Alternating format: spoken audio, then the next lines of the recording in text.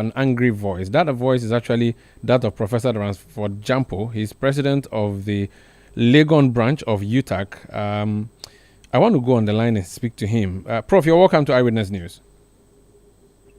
Hi, Umaru, thanks. You sounded very angry in that voice that I played a short while ago. The presupposition was that that's a voice immediately after this announcement. Can you share with us, because I've seen that you've also shared details of what transpired.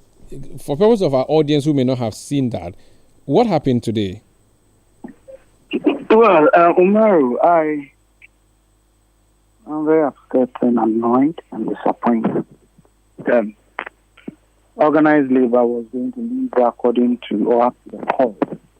There are well-meaning Ghanaians that all others can fail, but we shouldn't fail.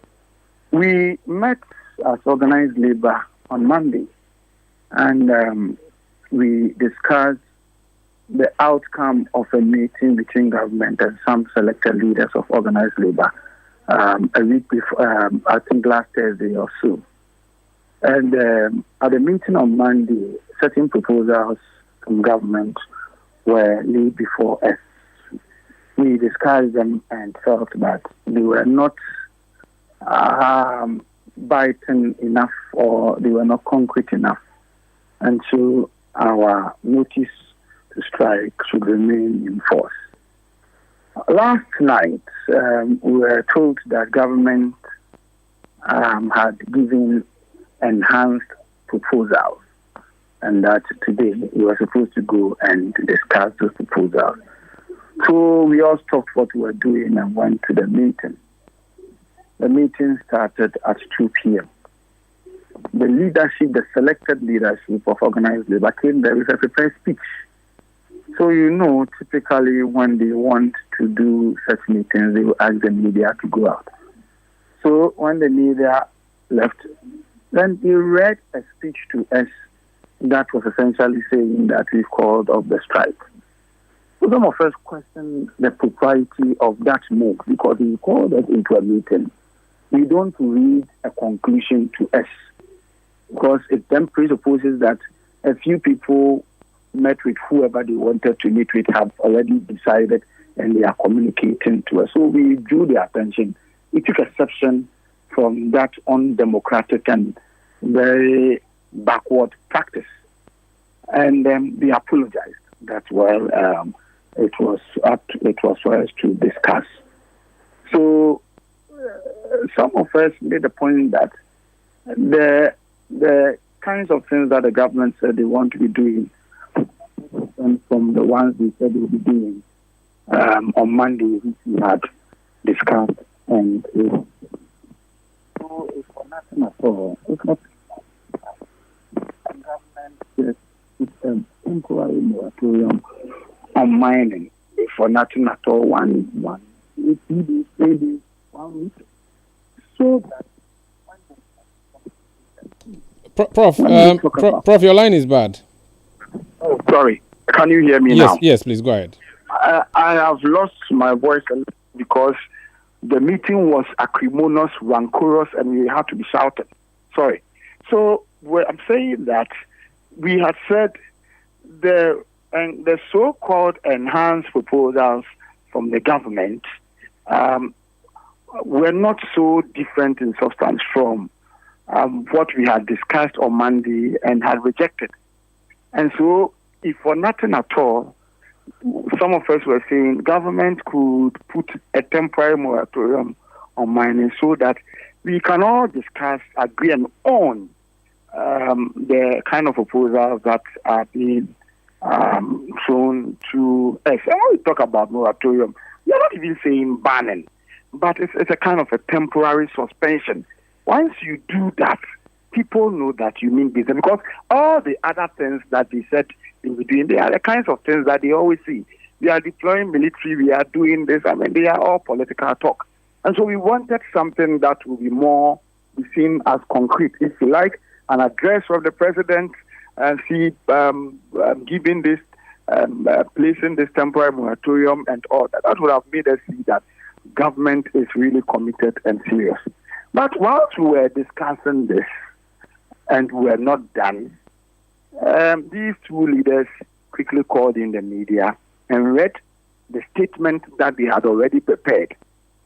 And we had, so none of the suggestions we made found their way into what had already been prepared and signed. So they read it to the media. And so we had to disperse. So like I indicated earlier, the meeting was rancorous, it was acrimonious and tense. It ended in disunity. And UTAG was ably represented. What we have decided is that as of yesterday, all the public universities had voted in support of a proposal that we have submitted to them, that is strike, to force government to do the needful. And given that we've all voted in support of that, the neck of UTAG meets tonight, and we'll take a final decision and let Ghanaians know. But I've said that my members should brace themselves to be the only conscience of the nation, if for nothing at all. We've done that before. Only University of Ghana commenced a fight against the obnoxious and backward, antiquated public universities bill. We commenced, the entire UTAG joined, and were able to put it on the, ensure that it is discarded. And so we've done some before. So we will not disappoint. We would meet tonight, and then we'll let everybody know what we intend doing. If organized labor wants to go this route, and I'm sad, before we're going, there had been so many allegations, and the way and manner they conducted themselves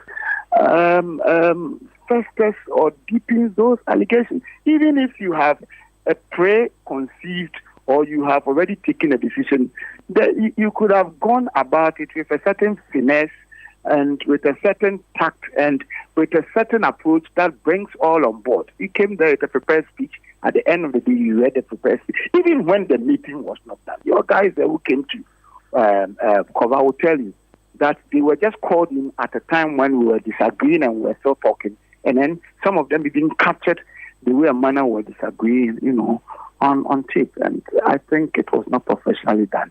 And so, well, by the grace of God, we are calm, but we are bracing ourselves for a meeting of UTAG NEC. And whatever will happen, we'll let you guys know. I'm not happy. I'm disappointed. I'm annoyed. And I don't think that this is a way to go under SMC, under the SMC regime. Now, people are easily referring, some of us, we thought into Ghanaian politics. And we know what the SMC government was doing to manipulate labor front. Now, people are simply asking the question, is then the government of the day not trying to manipulate labor front?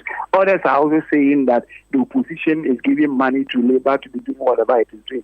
But it's insulting because it creates an impression that we have no minds of our own.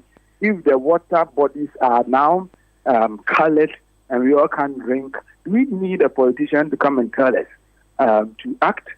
And so, well, I hear some of these allegations. I don't have evidence, and so I wouldn't put much premium on them. But the point is that what happened today was shameful. UTAG would not be part of it. Thank you. Prof, so the view is that two people hijacked the meeting. Is that the position that you hold, and decided to foist on the organized labor what they had already pre-planned? Well, those who are saying that we shouldn't go on strike, if they want to talk, they are allowed to talk. Those who want to say that we think that what the government is talking about is just lip service and we are not asking for too much, even just a common announcement. Okay, a common announcement of a moratorium would have been seen as a certain seriousness if the government really wants to tackle the problem. And if you want to go this route, they said they would talk. I made my preliminary comments. I wanted to make a substantive comment, and they kept telling me that, you've spoken already. And before you could say that, they said, media, come and let's read. And they read the statement that had already been prepared. And so you can describe it adequately, given the chronology of events that I have outlined to you. Now, the last issue I'll ask you before you go, and I know you've had a long day. The view would be that, okay, you wanted government to act. Government has acted a number of times now. There's a statement that has been issued. A 6-point agenda has been put forth, including inviting you, organized labor, to be part of a stakeholder this meeting to deal with this issue of Galamsey. Is that not a sign of action? Could that not be, and that's the reason that your leaders announced the suspension, should that not be adequate, an assurance from government with timelines? We don't trust them. Remember that when earlier in September we had said that by the end of September we would advise ourselves. Quickly they put together an interministerial committee that listened to us and meet some pledges and all that. They told us they were going to revert to us in 1 week time. 1 week expired. They didn't have the courtesy to come and tell us that, look, 1 week has expired and because of XYZ reasons we are unable to meet you. 2 weeks expired. The period that the time frame they gave to us expired and they didn't do anything. And until then, the president himself invited the leadership after we had said that strike kicks in from 10th October. And so it is also about trust. And that is why we're trying to push that at least a certain announcement would have been made. And it's temporary.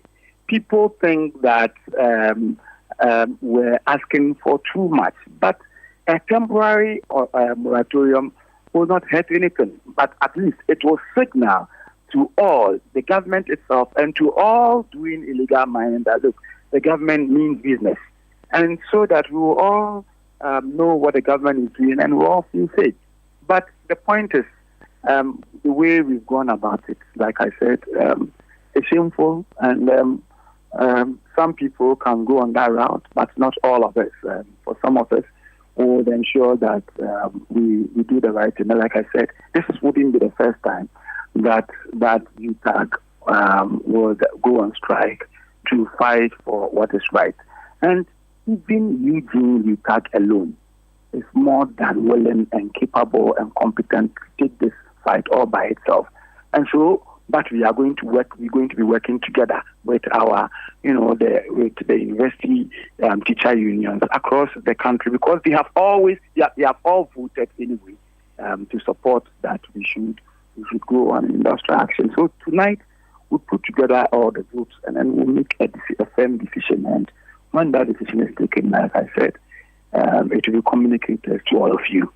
Thank you so much for speaking to us, sir. It is my pleasure. That's Professor Ransford Gyampo. He's president of the University of Ghana chapter of the University Teachers Association of Ghana. Clearly unhappy with the decision of organized labor to suspend an intended strike for tomorrow